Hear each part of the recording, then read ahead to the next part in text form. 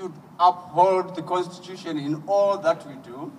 We don't have people like you in Africa who have the guts and the energy and the zeal to come up and stand for what they believe in, like you are doing here. It is really, for me, it energizes me to see people who are passionate about what they believe in.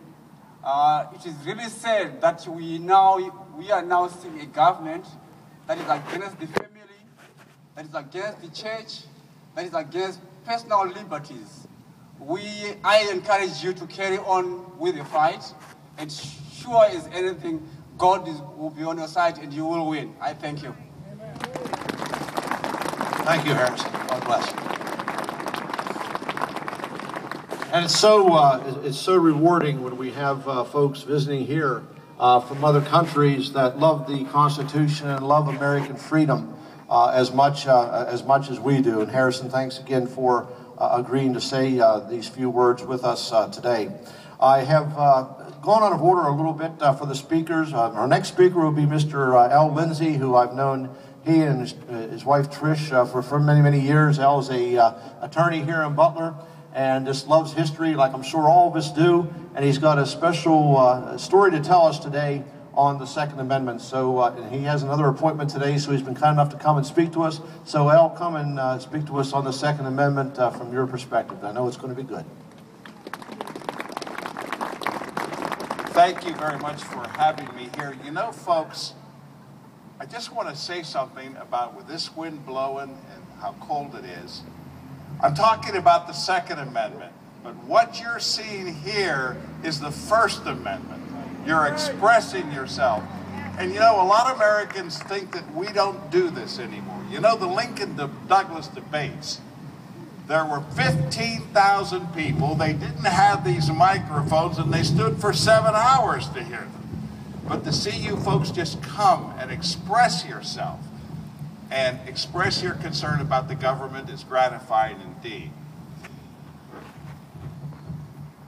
Larry asked me to speak about the Second Amendment yesterday, and I said, you know, I don't know all that much about it, but I do know why we have a Second Amendment.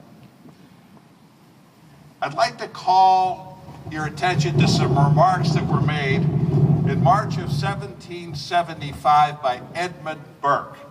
Edmund Burke was a member of Parliament. Edmund Burke said to the Parliament, you should not be doing what you're doing to the colonies. We should conciliate with them. If you do this, we shall lose these 13 colonies, and if we lose these 13 colonies, we shall have lost the crown jewels of the empire. And Edmund Burke was right. But here's what he said. It is this character of the Americans, a love of freedom, is the predominating feature which marks and distinguishes the whole, and is as ardent, is always a jealous affection. Your colonies become suspicious, restive, and untractable whenever they see the least attempt to wrest from them by force or shuffle from them by chicanery what they think is the only advantage worth living for, their liberty. In no country, perhaps in the world, is so general a study as in America, which renders men acute, inquisitive, decorous, prompt in attack, ready in defense of resources. They augur misgovernment at a distance and snuff the approaching breeze for tyranny in every tainted breeze. Folks, it is in our character to sniff the breeze for tyranny.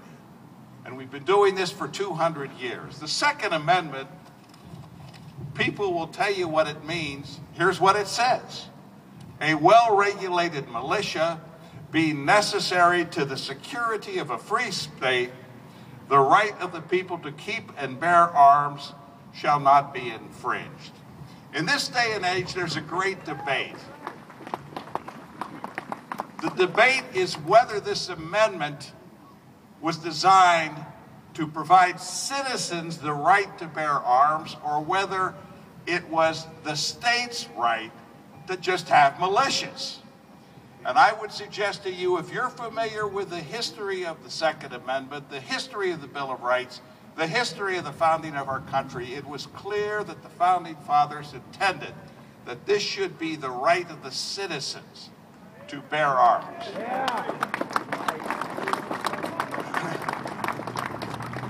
The framers of the Constitution had just been through a revolution, if you forgot. And it was a very unusual struggle.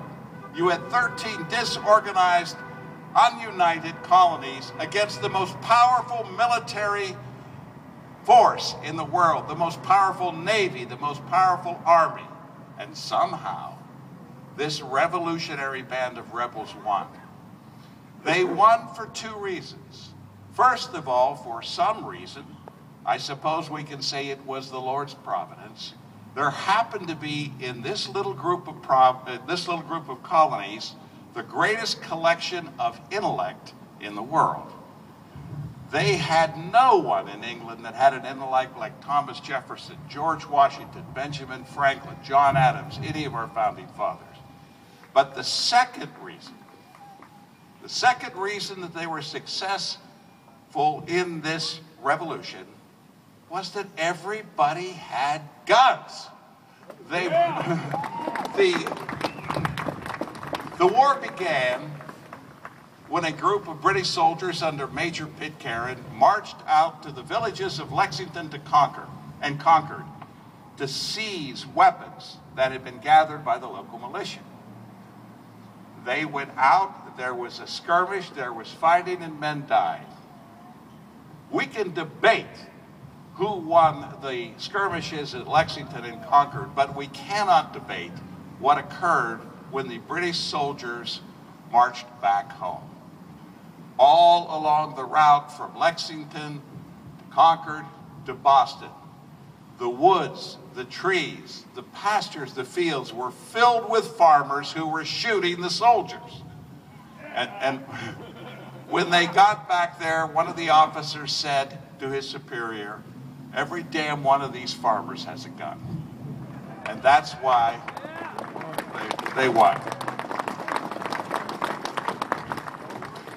When we talked about the state conventions to approve the Second Amendment in 1789 and 1790, never in any state conventions was it ever suggested that the Constitution that they were passing would permit disarming any law-abiding citizen. It was not to be done. Now, we live in an era where they say, yes, it's fine to talk about what they did back in 1789 and 1776, but it has no application in the 20th century. That's an anachronism. We shouldn't even consider it. Well, let me ask you folks something. The greatest evil which has been perpetrated probably in the history of the world was what occurred in Europe in the 1930s and 40s under the Nazi regime of Adolf Hitler. They marched into countries, other countries, Czechoslovakia, Austria, Poland, Hungary. They dominated the people. They seized people from their homes. They slaughtered millions. Indeed, as a result of this regime, 50 million people died, most of them absolutely innocent. Now, ladies and gentlemen, suppose that a Nazi regime marched into this country. Muslim regime. What do you think would happen? They would have been shot down and shot down and shot down. Why? Because we all have guns.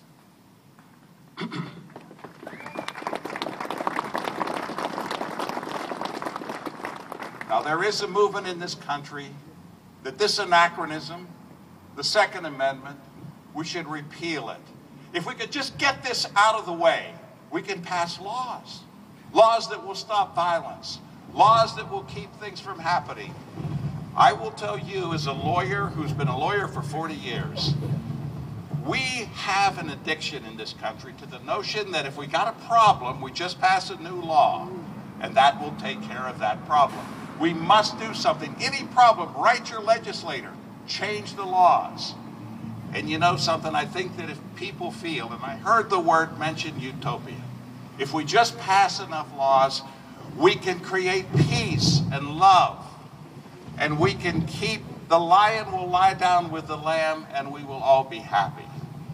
I would suggest this to you, that there is a place where that could occur, and that would be what we call heaven. But, ladies and gentlemen, boys and girls, this ain't heaven.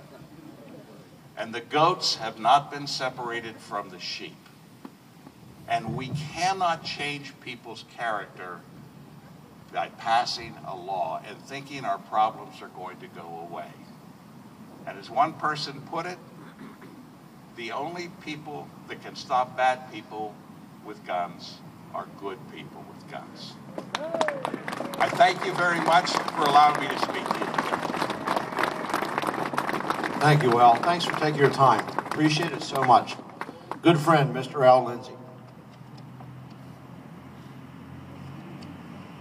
I'll see how the winds dealt with me here. I would just like to, for our next speaker coming up, which will be Mr. John Cyprian, which is no stranger to any of us here, I would just like to take a few moments to review some interesting statistics from those who think that by disarming, they're going to take away the violence that is so alleged to be associated with gun ownership.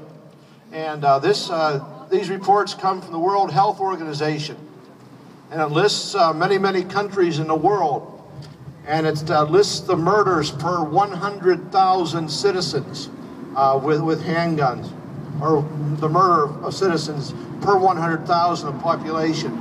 Honduras leads the world with 91.6 murders per 100,000 citizens. Then we go to the nation of Colombia with 33.4. We go to the Central African Republic of 29.3. Then we go to Nicaragua with 13.6, and Swaziland with 12.9. Down at the bottom of the list, tied with Martinique, is the United States of America with only 4.2 murders per 100,000 people. It's the lowest nation, lowest percentage of murders per 100,000 people in the world. And there's an interesting note that every nation above the United States of America, with murders per 100,000 far, far greater than ours, has 100% gun ban. So to take the weapons away from a free people is not going to solve the violence. What has kept our violence down is that the bad people know that the good people have guns. This has echoed throughout the world. As Al has said, this has echoed out the world in World War II, and it is here today. And regardless of what Barack Hussein Obama says, he has to know that America is armed, and America will keep her arms, because the people of America will not give their arms up. We will not. We will die to protect it. There have been men in 9 wars that have served and died to protect the right to the free ownership of guns, and we are not going to surrender that right. Barack Hussein Obama, hear us today in Butler, Pennsylvania. Joe Biden, hear us today in Butler, Pennsylvania. Harry Reid, hear us today in Butler, Pennsylvania. Senator Casey, hear us today in Butler, Pennsylvania. We will keep our guns. Don't tread on us.